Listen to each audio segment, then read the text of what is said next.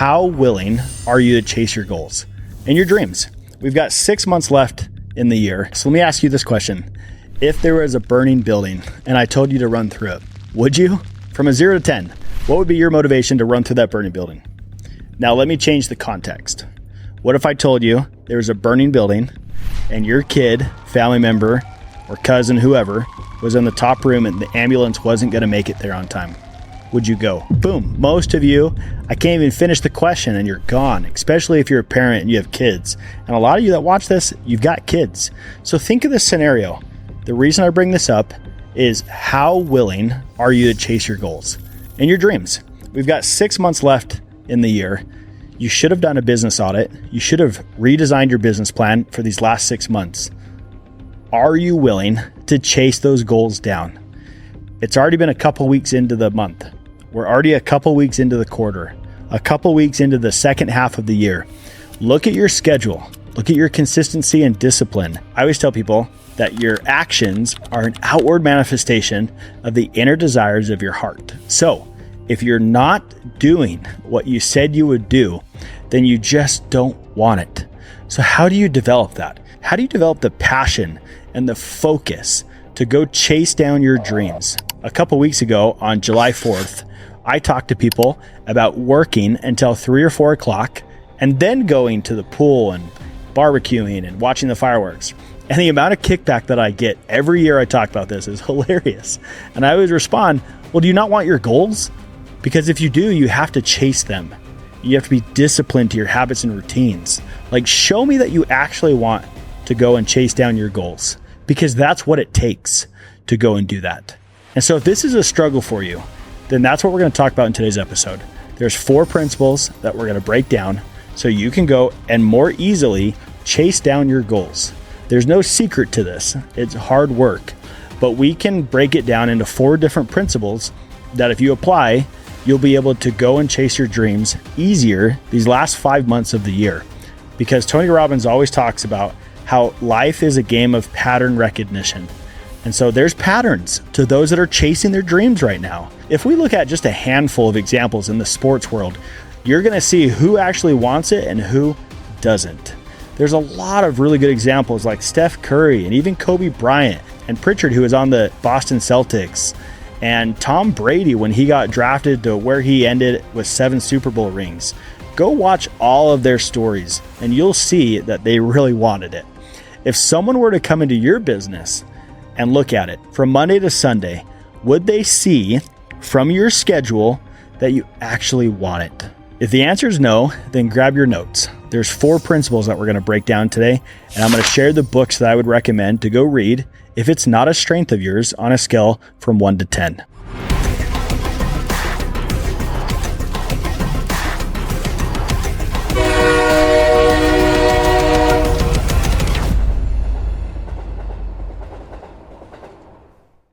So let's talk about the first principle. What is the universal law that goes first? To me, it's always going to be identify the goal. Energy flows where attention goes. A great quote from Tony Robbins. And so if you can put your attention on the right things, then the energy will flow and be created to go accomplish that. So first of all, you have to identify, what is it that I want? Then you have to get more clear than you think on that goal. Clarity is always going to be king. The bigger the why, the easier the how. So this how is going to be so easy if the why is so clear. Just like the example I used at the beginning of the burning building versus the burning building with a family member in it. So break it down as simple as you can. If you don't know how to do this or you want additional resources, I have a free ebook on this. Comment clarity down below and I'll make sure that I get this over to you so that you can go and build this out. There's a great book by Dan and Chip Heath called Switch, How to Change When Change is Hard.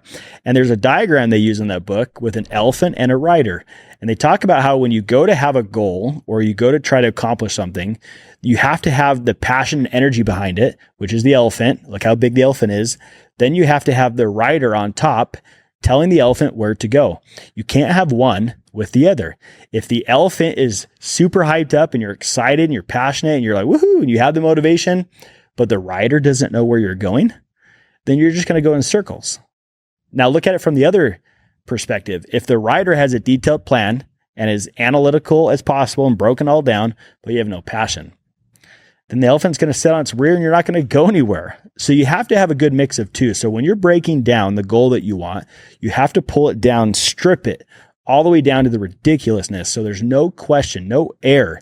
You could literally hand over your plan to a 3-year-old and they could go and accomplish what you're trying to accomplish because the instructions are so clear. I recently saw this hilarious Instagram reel from a teacher that was trying to explain to kids how to use language in their descriptive writing. And they had to explain to the teacher in written form how to make a peanut butter and jelly sandwich. And it was hilarious because some of the kids forgot to say to take the bread out of the bag, or they forgot to say to use a knife to spread the jelly. So she put her hand in the jar and spread it all out. And it's the funniest reel that you'll ever see on this. And the same thing is with your goals. You have to identify what is the goal, strip it down so that it's so easy to follow. If you're struggling with that, go pick up Stephen Covey's book, The 7 Habits of Highly Effective People. In the beginning, one of the habits he talks about is beginning with the end in mind. If you can get so clear on the end, then how you get there actually becomes fairly easy. So that's principle number 1, is you have to identify what the goal is and you have to make it as clear as possible. So let me ask you, are your goals clear? Clear, like really clear. Could you break them all the way down so that you could hand it over to someone and they'd have 0 questions for you? If they're not, then you've got work to do. Let's say you're good at that. You have it identified. You have no issues. It's super clear. Well, principle number 2 is then your next issue that you have to address. And that's going to be that you have to act like a CEO. Last year in the book club that I run with all the coaching clients and all those that are with me on the brokerage team and all of you, which you can have this for free, just comment book club down below and I'll send you the book club PDF ebook that we have for the year. We read a book called CEO Excellence from the McKinsey Institute. And they talked about how most Fortune 500 companies have CEOs that operate differently than those that end up going bankrupt or out of business. It's the same thing with real estate agents. You have to see yourself as a CEO. Now that you have the plan in place, you need to execute it like a CEO would. So in real estate, that means don't do tasks that you can hire out. Don't do your paperwork. Have a transaction coordinator do that. Don't run errands. Have a runner do that. Don't do anything with your listing. Have a listing coordinator do that. There are simple things you can do to shed the fat and run your business more efficiently. You have to think of it like a Ferrari. You wouldn't drive a Ferrari with the brake on, would you? No. So now that you have the goal and it's clear, you've identified it, now you have to approach it and execute it like a CEO would. So you have to get rid of the waste as much as possible. We had a mastermind in St. George recently where I paid for food, hotel, accommodations for all the agents that I work with to come in. And we were mentored by Luke Dobson, who trained on ads, Austin Mazer, who talked about sales and door to door. Then we went to my YouTube studio with Blue Four Media. We broke down the behind the scenes of how to run a YouTube channel. And the theme of the whole mastermind was reset. Why? Because I had just read a book by Dan Heath, one of my favorite authors, and it talked about how most of the time we just have waste in our business and we have to eliminate it. So now that you have the goal and it's clear, you got to eliminate the waste and try to operate as efficiently as possible. The same thing a CEO would do when running a business. Now, let's say you have that. You've developed those skills. You've outsourced everything. And now 85% of your day is on money-making habits.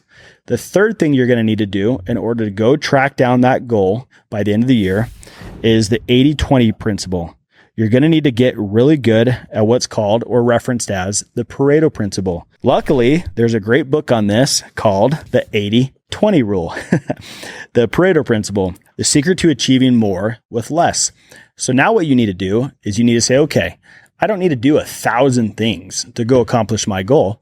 I need to do 4 things really well that'll have the biggest impact on giving me what I need. That's the Pareto Principle. So what are your goals? Are you trying to track down 25 deals by the end of the year? 25 additional deals from what you did in the first 6 months? Then what are the 4 or 5 things that you need to do every day that would give you the most ROI for your time, that would allow you to track down that goal? Because you can't do everything, but you can do 4 or 5 things really well, compounded over time, and that's how you get there. So now that your business is running efficiently, you're working like a CEO, you've identified your goal. Now you have to say, okay, those are my 4 or 5 things non-negotiables every day that I know if I compound that over time, then I'll get what I want. That's the 80-20. What 20% is going to get me the 80%. And that's the next hurdle that you need to overcome. So if you're struggling with that, you feel like you're doing too much, go get this book, and this will help you break it down to figure out what you need to do in order to go track down that goal. Now, the last principle isn't necessarily a universal law. It's more tactical of what you need to do. So the other three principles are great. Go fix those in your business. Get the clarity, operate like a CEO, and then apply the Pareto Principle. Now that you've done all that, you need to go track and hunt down investors. Why?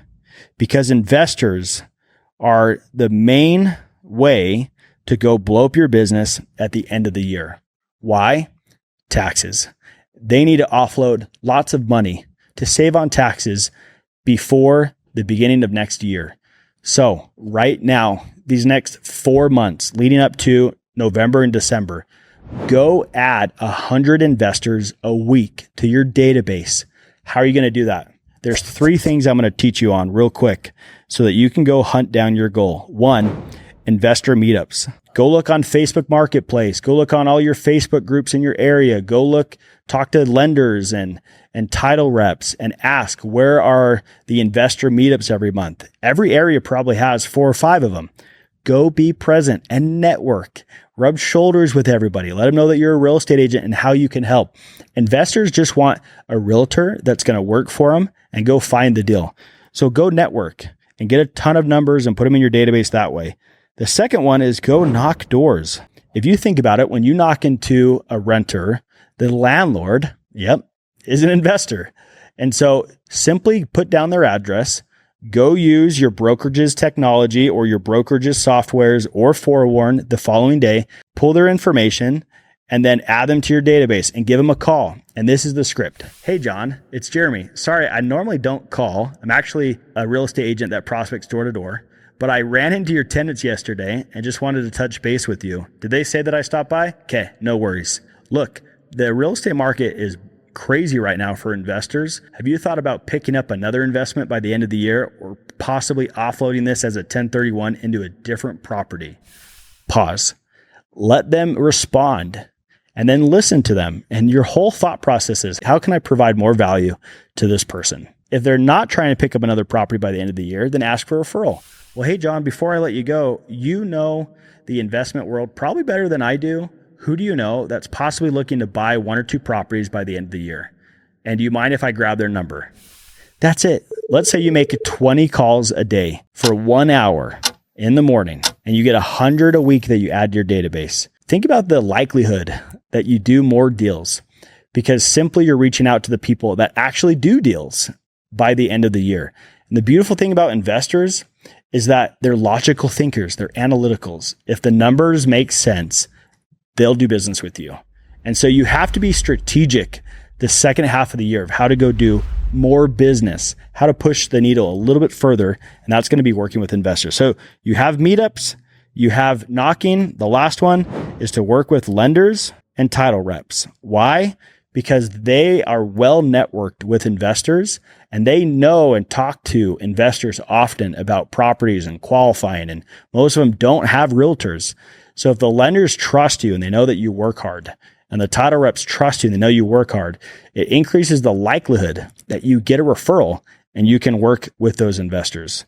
By doing that, it increases the likelihood that you close more business because you're focusing on those that actually do business this part of the year. Most realtors are going to take off. Most are going to say, hey, no one's doing business. Holidays are coming. I didn't hit my goal this year and they're done. Don't do that. Focus. Because there's not as many realtors working towards the end of the year, you can go do more business because there's less competition and you're strategically working with those that want to do business at the end of the year. You simply have to change how you see this, change the paradigm in which you see real estate as seasonal. You're going to have different clients at the beginning of the year, in the spring, in the fall, and in the winter. You have to have a different game plan for each.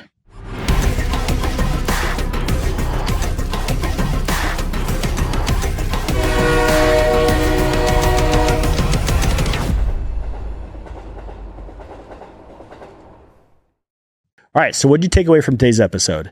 How are you going to chase down your dreams? If you gave me your schedule and I looked at it for the past 7 days, could I tell that you're actually wanting to chase your dreams? Could I actually see that you wanted to hunt down your goals? If the answer is no, then that's where we need to work on. And the beautiful thing about this channel is that I want to help you get there. So if you need a free Zoom call, if you need any of the ebooks that I mentioned, reach out, comment down below so that I can help you move the needle just a little bit. I understand that my role is to help you. That's why we have this YouTube channel. That's why I have the Instagram page. That's why I have my coaching group. That's why I have the brokerage team at Real Broker. It's all designed to help everybody, no matter what they need or how they need it.